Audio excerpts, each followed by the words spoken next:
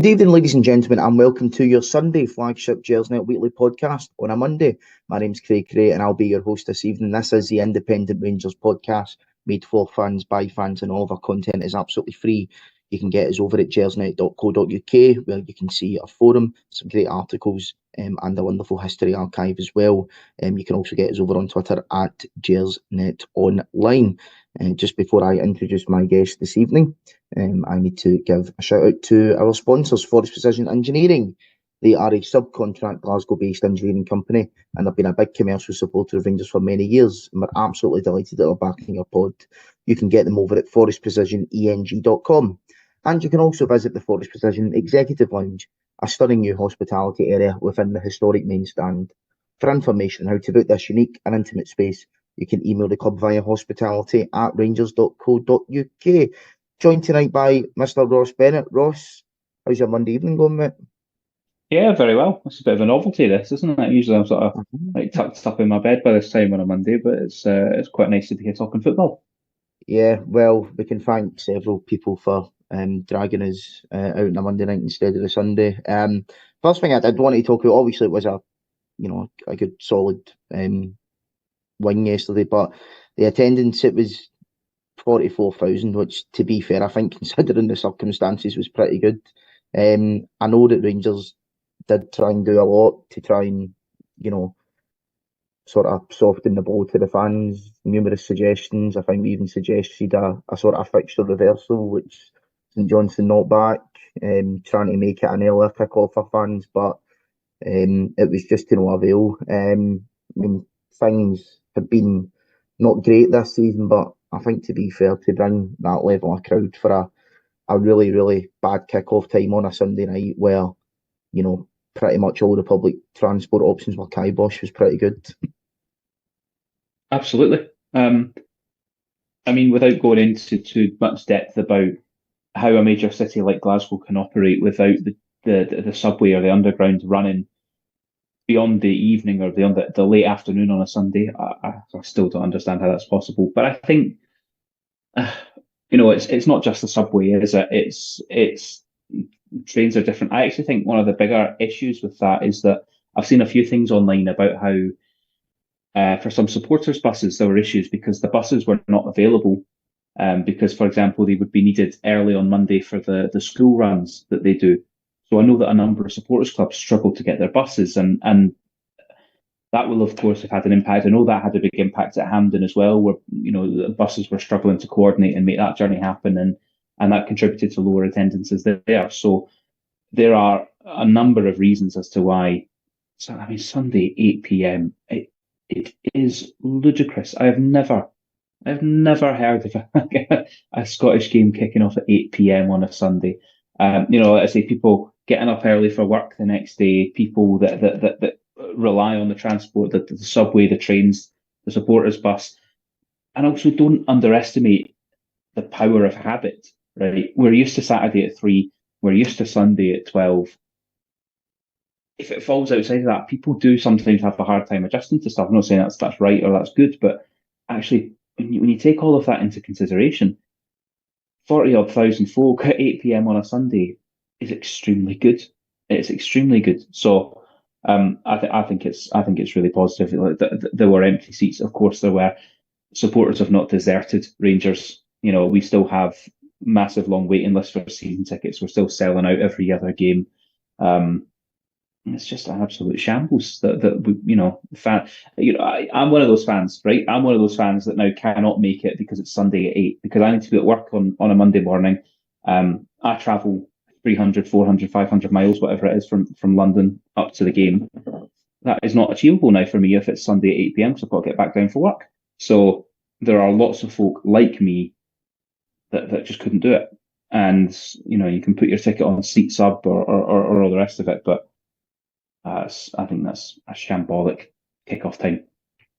It was, and it's not just that. It's the finances as well. Ross, you mentioned like the buses maybe not being available because of school runs. What that probably would have done was bus companies would have went, oh well, supply and demand, we'll just put the prices up at that. And also, as an experiment yesterday, I was in the wonderful La Fiorentina having a meal on Paisley Road West before the game, and we walked up at about 7 o'clock.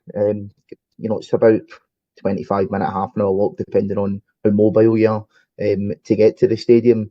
And just as an experiment, I went on Uber to see how much a taxi would be.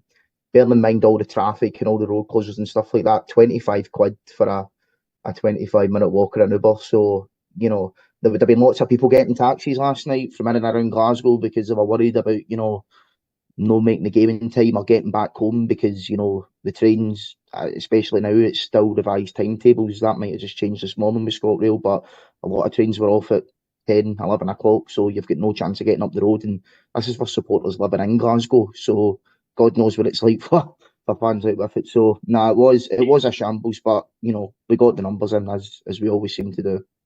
No, absolutely. This is where we should never underestimate the pull of Rangers Football Club and how we draw our fan base from all across the world, of course, but our match day attending fan base is all across all corners of the United Kingdom. Myself down here in the southeast, fans up in the Highlands, the number that come across from Northern Ireland, it's it was inevitable that kicking off 8 p.m. on a Sunday would have an impact. Mm-hmm. No, but we still get decent numbers for it, and Rangers fans showing the power of Rangers fans as always. In terms of the game, then Ross, team lineup was just around that time that I was doing my Uber experiment. It was a weird one. I felt the right hand side, Tav and Cherney. I was surprised that he was starting them. We know how poor or unformed Cherney's been on.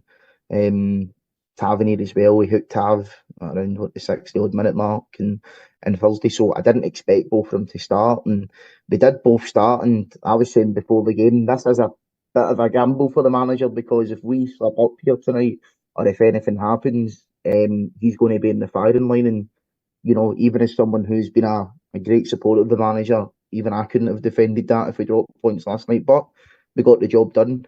Was there any surprises in that team for you last night?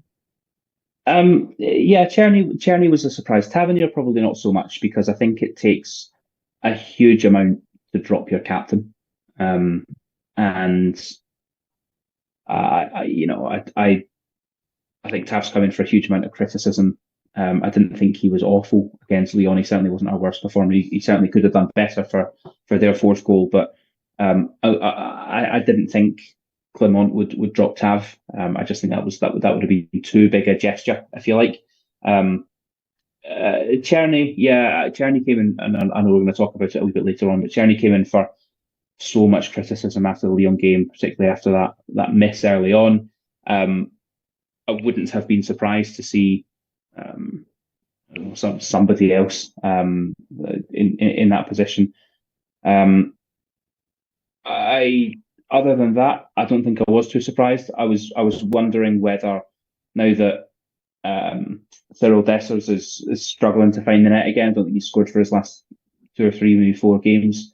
I did wonder if we might see big Hamza Igamani, not sure. Igamani, it seems to be the received wisdom now. We'll stick with big Hamza. I did wonder if he might come in and start. I definitely thought if he didn't start, we'd see him at some point, and we did. But other than that, arguably the biggest surprise for me was not seeing Kieran Dowell, because I'm just getting so used to seeing Kieran Dowell play for us at the moment. But that was a pleasant surprise not to see him. To be honest, I didn't have too many complaints with the team sheet. I think Bayrami is extremely strong, and must be one of the first names on the team sheet at the moment. I do probably still think that Cherney is our best right winger at this time. So I was pretty pleased with the team. I mean, Cherney is quality wise our best right winger. I mean, I know we can slag him and stuff like that, but I mean, you don't get to be a Czech international and play in the Bundesliga and through Ajax's youth academy if you're not a good player. So clearly there is something there, and he did start well, Cherney. Coming in, and he scored that great goal against Motherwell, and then just something seemed to happen, not too sure, but he done well last night. Got to give the guys credit, 2 goals, 2 good finishes, and he answered a lot of his critics last night. Got to say as well, I seen his post-match comments at the Presser Live, and I was really refreshed by it. At the start, he he did kind of seem a wee bit nervous, and I'm not. At first, I was kind of going, I'm not too sure if maybe that's just his personality, if he's maybe a nervous guy, or maybe his English isn't the best, and it's just about speaking in front of cameras, and he's maybe not comfortable doing that in English.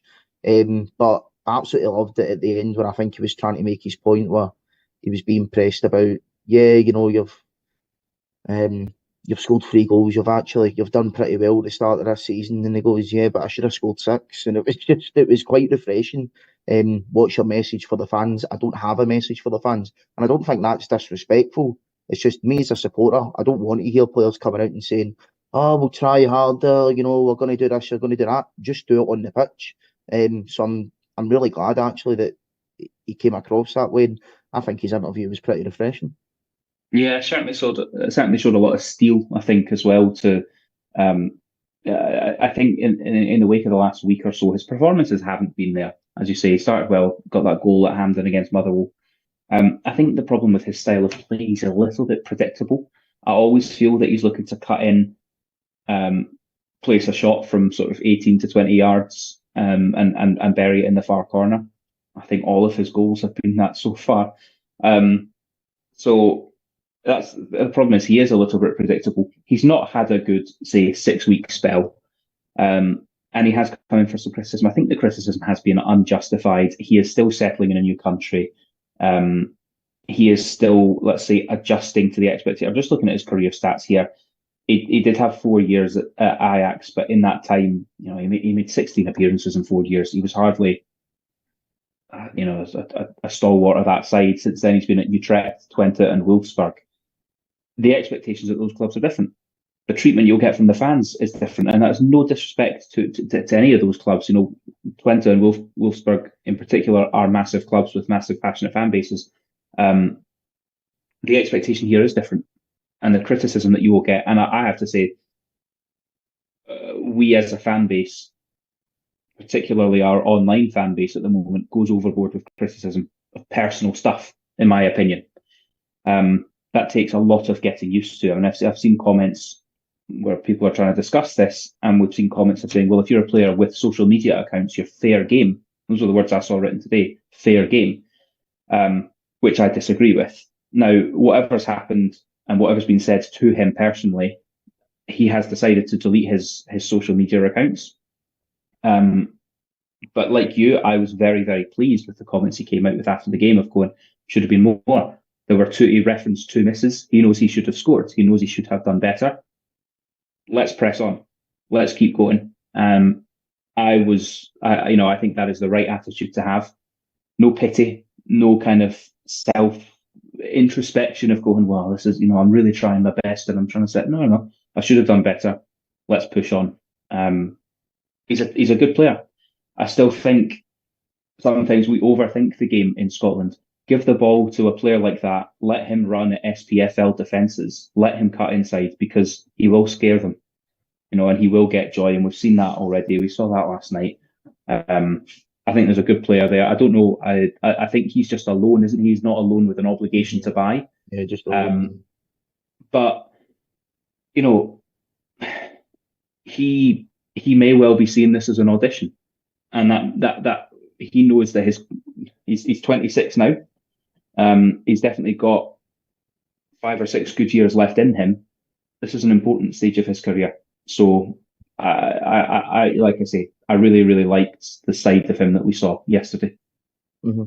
So I think the last few days it's maturity that, as I say earlier, it's quite refreshing. And we've seen players in the past hit back at fans online, and it just seems a wee bit immature. And you shouldn't abuse people anyway, just because they've got a social media account and they're a football player, and you've got a faceless account, so you think you've got a right to send abusive messages to this person. But just have the maturity, just say, nah, can't be bothered with it, just delete the app, switch your phone off, just get on with it. That takes a certain level of maturity that we haven't seen from certain players in the past, without naming names. But the other point on that as well, though, is that it's never going to end well for a player at Rangers if you start snapping at the fans on the pitch. And we all saw that over the last week or so, and that's, to be honest, that's not just a Rangers thing. That probably must have been a moment where the manager took him aside and said, that's not a fight you're going to win, and that will not end well for you. So I hope he's moved on from that. Yeah, I think he has, and I mean, it's probably just a spur of the moment reaction rather than anything else. I think when you're on the pitch and maybe you're being booed or shouted at or whatever, it can be easy regardless of what club you are to just have a go back, especially if you think you're doing your best and putting in as much effort as you can. But I think the sort of social media stuff, whilst people can be quite snappy on it, a lot of the time you do think about what you're going to say before you do it. So, I think just the maturity to delete the app, get off it and just not bother with it, I think it's refreshing. And to be quite honest, if every Rangers player could do that, it would be good as far as I'm concerned. I mean, they're not fair game for abuse, but sadly realistically that is just what happens now, and it's not right. We can all have a discussion about whether it's right or wrong, and it's not right. But at the end of the day, that's the reality of the situation about what's going to happen. And for me, you're just better just switching off and just trying to block out the criticism and just listen to your manager, who's an experienced manager and will be wanting to help him move forward. As you say, Ross, he's at a critical point in his career and maybe is using this as an audition, but if he's no good for Rangers, then he's not going to get a good move at the end of it. So it works out for both parties. So hopefully we can certainly see him kick on after a decent performance yesterday. Had a comeback yesterday, Mr. Yanis Hadji, seen for the first time, I think 14 months. They're saying last time he played, I don't know if that might have been the Malton game in the Cup. I've got a feeling that he played in that game at some point. And then it was maybe the next week he was sent out on loan to Spain. I was glad to see him back. I like Hadji. I've always liked Hadji as a player. It's the last couple of months, it's been a difficult situation.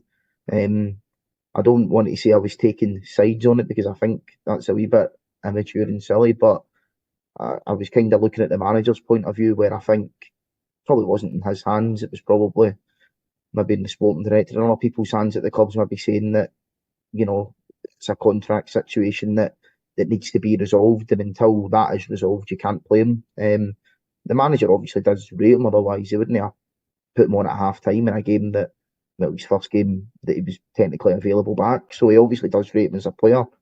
But it was good to see him back. Provided a great assist for Czerny's second goal, as he does, Hadji. Then he gets himself sent off. It was a real. I never seen it at the time, I must admit. Like, I just seen people run a player and then up in the telly, Valchek serious foul play. I'm going, is it one of our players or one of the St Johnstone players that's going to get sent off like that? It's Hadji. And I went, oh, God. Because I could just tell what had happened even without seeing it. And it was kind of exactly as I thought it might have been. For me, it's just maybe a wee bit of rust, a wee bit of, not laziness, but over-eagerness. He's not a dirty player, but it's one of those ones where this day and age, he's put his boot in, his studs are high, you're going to get sent off for that. And it is a shame for him, but it's, it is what it is, the rules are the rules. Yeah, it was a red card. I, again, watching it on Premier Sports, I missed it first time round as well, as the referee did, as everyone seemed to, and I didn't really think there was going to be anything in it at all. I don't think I was even looking at the screen, but I heard Michael Stewart, who, in fairness to him, had been pretty reasonable throughout the game up to that point. But I heard Michael Stewart comment, that's a red card. That is a red card all day long. And I went, that's probably not if he's saying it. And I looked at it and I went, actually, no, it was a red card. It was a little deceptive because it was quite slow. Like, he didn't go in totally out of control and didn't dive in. He wasn't off his feet or he wasn't flying through the air, but he went in studs up, high leg up the boy's shin. It's probably a blessing that it was quite slow because it was a nasty tackle. Like you, though, I don't think there was any malice in it. One thing that did strike me about Hadji, and as you're saying there, that you're a fan of Hadji, you've always been a fan of Hadji. I'm not, to be honest. I think I wasn't sad to see him go out on loan. I didn't think he had a future as a Rangers player after last season. But he came back and he got on, and I was so impressed by his energy and his willingness to run, and he's scrapping for every ball. And as you say, got a really good assist, lovely pass through to Kearney. And it seemed to me that he was a guy there going, I am here to prove myself. I want to be here. And he was sort of trying to win the crowd over. He didn't need to win the crowd over. The crowd were on his side, but it was as if he was trying to prove himself again. And I was really, really impressed by that. And then when I seen that, the red card, I went, similar to you, of going, I think he was just overly eager. He was getting involved in everything he could, and it was just too much. I don't think it'll have any bearing on his career as a Rangers player, because it wasn't a nasty, out of control, malicious challenge. I thought the kind of big embrace and the big hug was a quite a solid gesture from Clement as Hadji came off. I thought that was quite a visible show of support, which I was quite pleased to see. To be honest, I thought it was good management, really good man management. Hadji will have been heartbroken by that, I'm sure. But say, putting the red card aside, I know he was only on the pitch for 20 odd minutes, but I was impressed by what I saw. I liked the appetite more than anything else. I think that's what I'm trying to say, is the energy and the appetite and the desire looked really, really good. It's been a weird situation with Hadji. I think whilst numbers get thrown out there by people who don't know the numbers, he's clearly going to be certainly in the top 50% of our highest earners, just looking at kind of where he's been, where he's come from and what he's done. He's probably, he must be one of our most capped players in the squad at the moment. I have no idea who, without going through the list, who would top him. So he's a good player with good experience. He's done great things in a Rangers shirt. That game against Braga will never, ever, ever be forgotten. So when it came, it seemed at first that it was a discipline issue, or it was an attitude issue, or it was something like that, where he'd fallen out with the manager, because it kind of seemed to happen at the same time as the Cantwell stuff.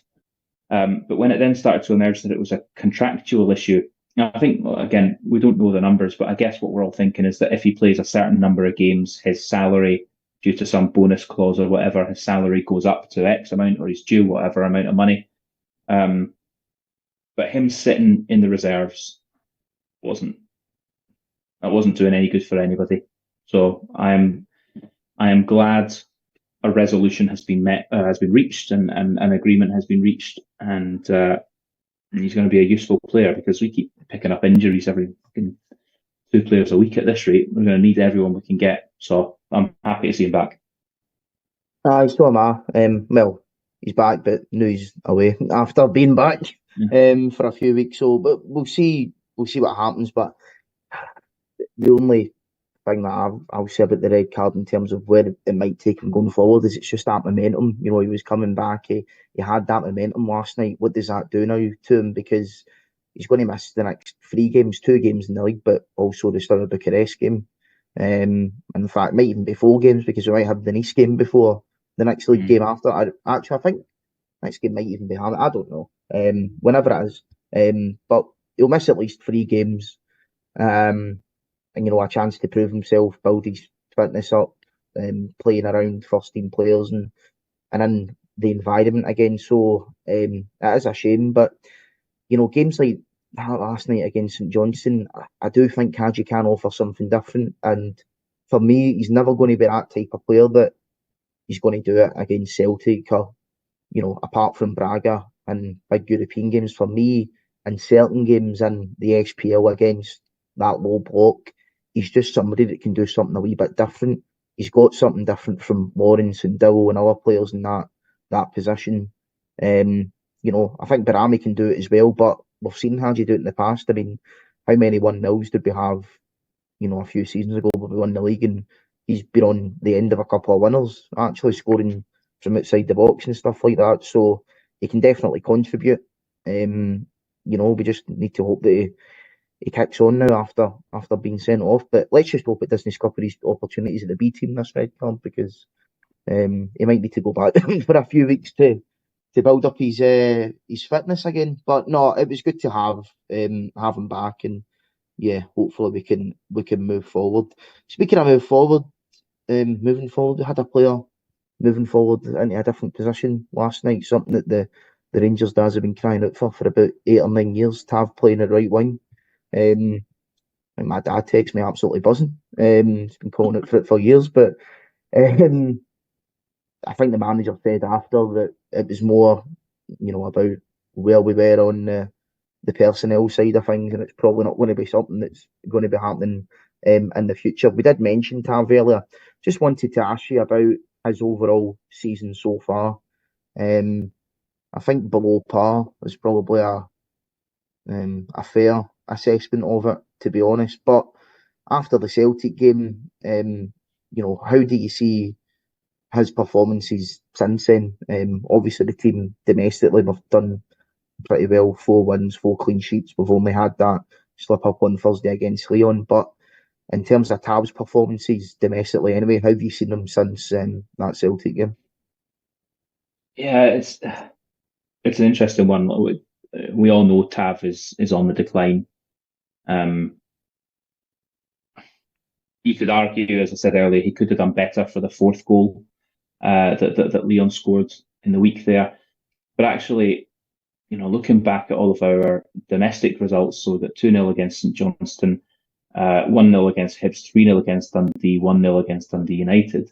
So since the Celtic game, chuck in the Malmo game as well, since the Celtic game, there's been one match, and that was Leon, who had the best front three I've seen playing against Rangers in a long, long time.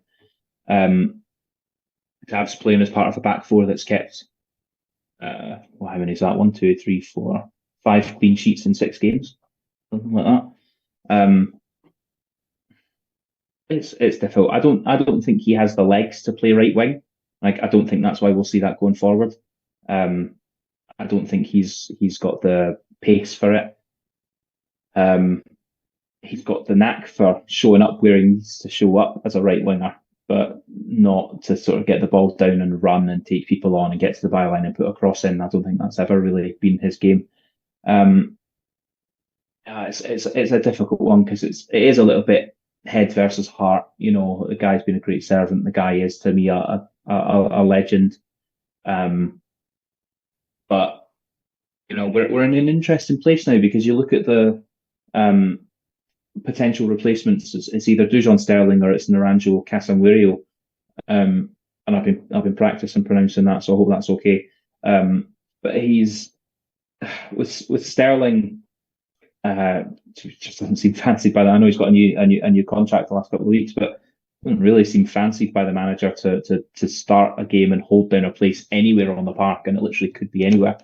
Casemiro, it's an interesting one. We'll have to see if this guy has the ability to be a long-term replacement for Tav, and if that is the case, I would expect latter half of this season to start seeing a kind of a shift as they start sharing the responsibilities at right back. Arguably we saw that in the week, right, with Tav going off with 25 to play and Casemiro coming on.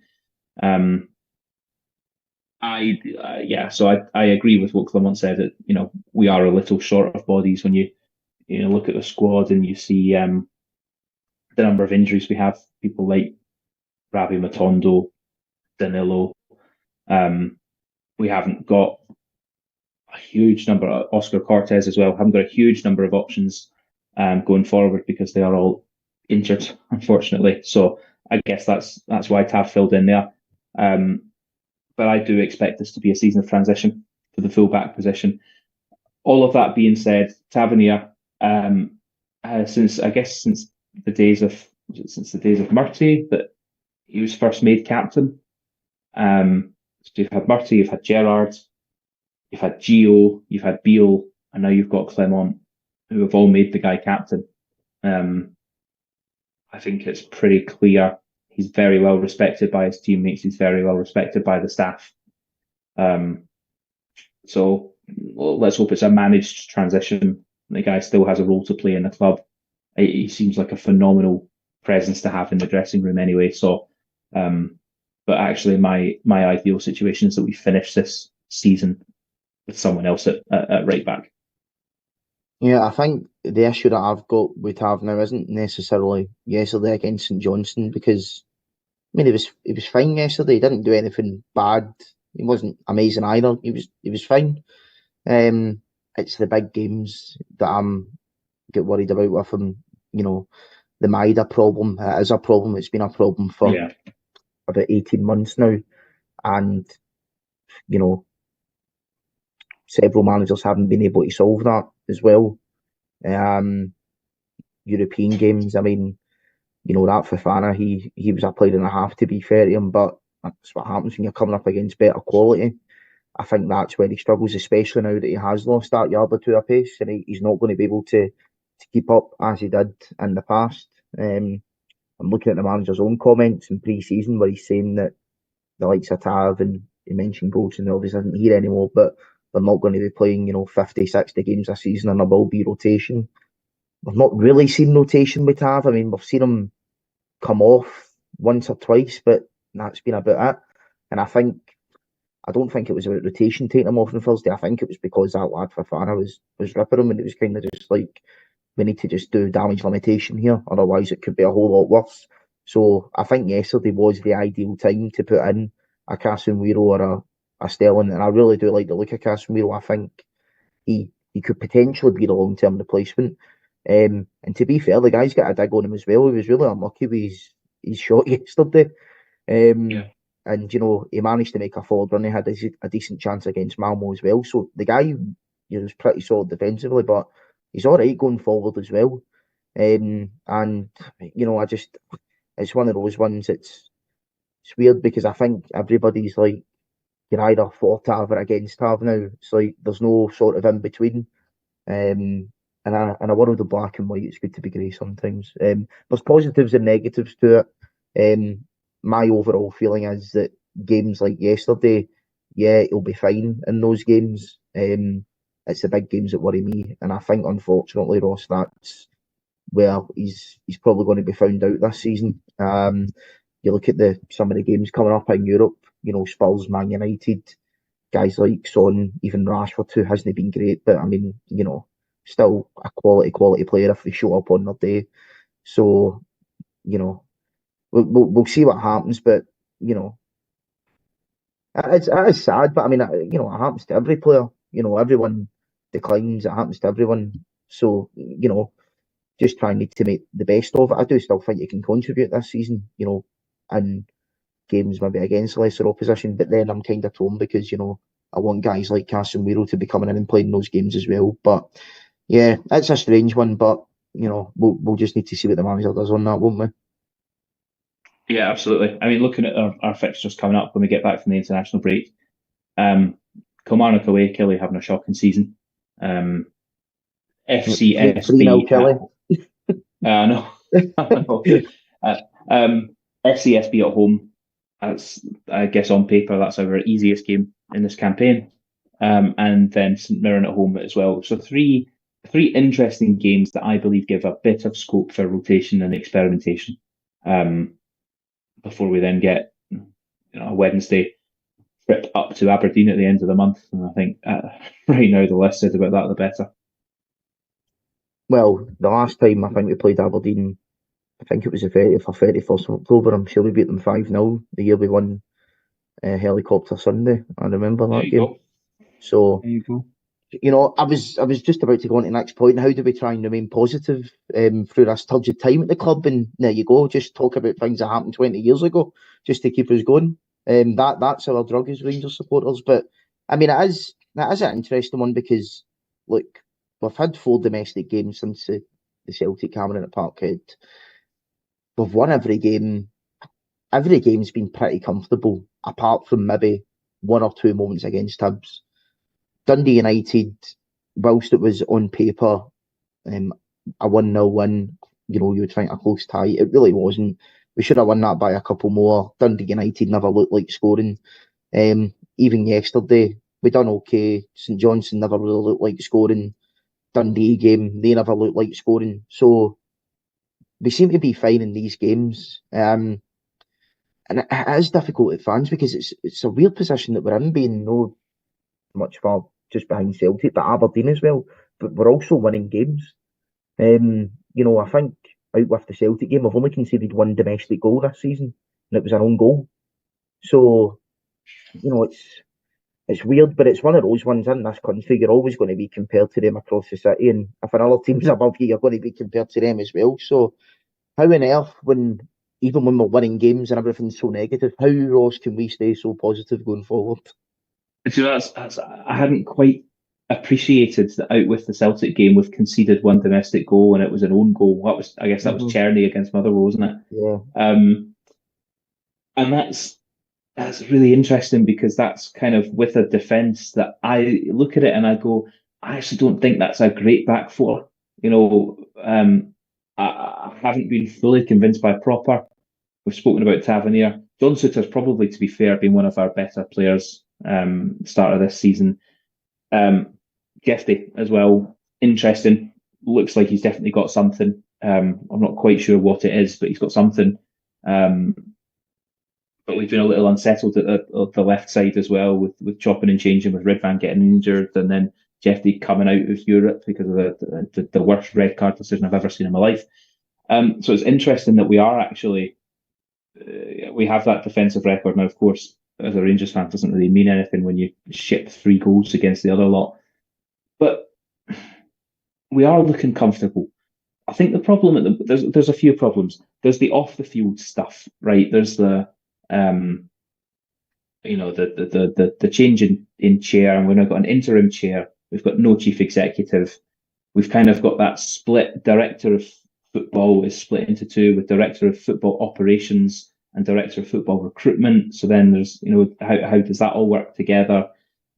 So there's a lot of, I guess, positions that off the park need a bit more certainty and a bit more strategy. There was the whole kind of Ibrox not being ready thing, whether that was or wasn't the fault of the club, but it added a layer of frustration and angst to a fan base. I think those things are having a massive impact on the temperature of the fan base at the moment, because you look at it, points-wise, if it were not for the Hearts game at the start of the season, then you're in this position where the only game where we'd have dropped points was Celtic away. Now, of course, that's not the case, and we did drop points against Hearts. Opening day, going away to Tynecastle. I'm not going to make excuses for it, but it's certainly wasn't the easiest assignment for opening day. That being said, we are picking up wins. I think the problem is we're not scoring a huge amount of goals. It doesn't feel like we're scoring loads of goals. It feels like we're missing chances, but not putting chances away. And I look back at 2-0 against St Johnstone, but they were poor, and it could have been more. 1-0 against Hibs, 1-0 against Dundee United, 2-1 against Motherwell, 2-0 against St Johnstone in the League Cup. It just feels like we're not exciting, really. And I know there's been a lot of criticism or a lot of questions around, well, what's Clermont's style of play? I'm not smart enough tactically to answer that question. I don't think I would recognise a style of play if I saw it. I don't really know what a style of play is. I mean, for me, a style of play is win the game. But I think the fact that we're not scoring a lot of goals is also adding to the frustration off the park. But we've been, in seasons where we've won the league, we've been at 8 games or 9 games, whatever we are now, with fewer points than we have today. So it shouldn't be a catastrophe. It's not a catastrophe, but it just feels like the morale's really low. And I guess when the other, fine, so we've lost one and we've drawn one. When Celtic have won every game, that has a massive impact. When Aberdeen have won every game, that has a massive impact as well. Now, let's not kid ourselves that those two are playing great football. Despite what BBC's final score said about Celtic being the Harlem Globetrotters of football, I watched their game yesterday against Ross County. It was nothing like that at all. In fact, it was really reminiscent of us, of having loads of the ball and just not being able to score. Now, Celtic are Celtic, and even though it got to 75 minutes, you still knew they were going to win that game. I thought they'd win it 3-1. They only won it 2-1. But let's not pretend that they are actually setting the world on fire right now.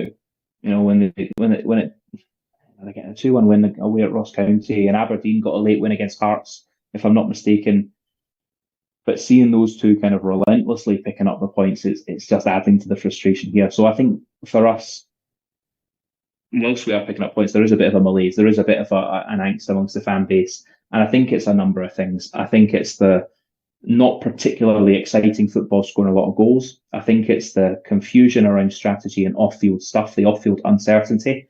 I think it's frustration at watching a team across the city who I still feel, you know, when it comes to things like Champions League football, they reap the rewards of what we did in Europe, you know, in terms of coefficient and whatnot. And we see them getting richer and richer and richer, buying more and more players and winning more games. And it's tough to watch. It is, but boring Rangers, I love it. Just win every game 1-0. You win the league. Brilliant. Absolutely. Take it every day of the week. Rangers aren't supposed to play good football. Why are people moaning about it? I've never seen Rangers play good football apart from like one season, maybe one season under Warburton, but that was like in the Championship, so yeah, doesn't count. Like Rangers never play good football. We're just supposed to win games of football, so that's what I've been doing lately. I do think people are getting a wee bit hung up on this whole style of play thing. I mean, we're no Barcelona. Like, I mean, who cares? No, we're not. And also yesterday, like I think we lost the intensity after the second goal, and then certainly when the red card happened. Yesterday was okay, you know. Mm-hmm. It was Sunday night. Typical it was home. It was a typical win.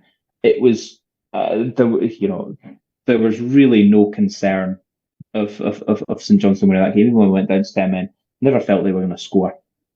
It was professional. It was typical. It was okay.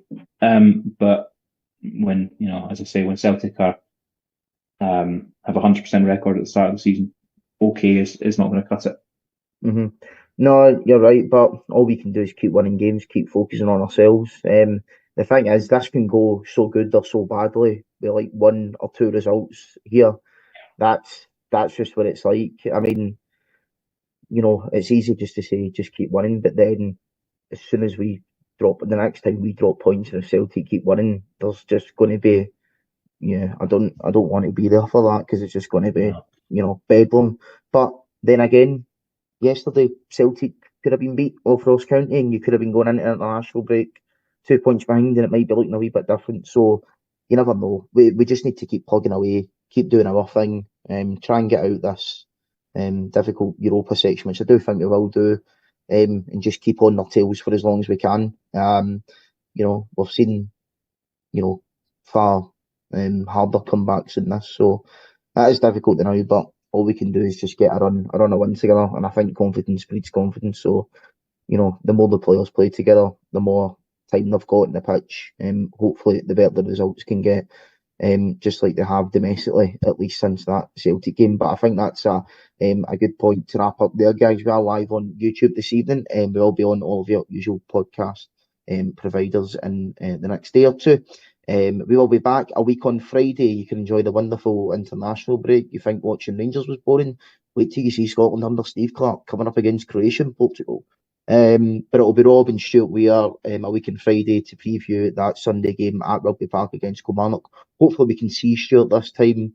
Really sorry to all the viewers when we were doing a preview last week and it was just my face that was on the screen and you could only hear Stuart. But hopefully all is well in the Weir household and we can actually see him a week on Friday as well. But all that's left to do now is thank my guests for coming on. Ross, it's been a pleasure as always, mate. No, thank you for having me. It's been good. Yep, absolutely. And thanks to the guests at home. We'll see you soon, guys. Bye-bye.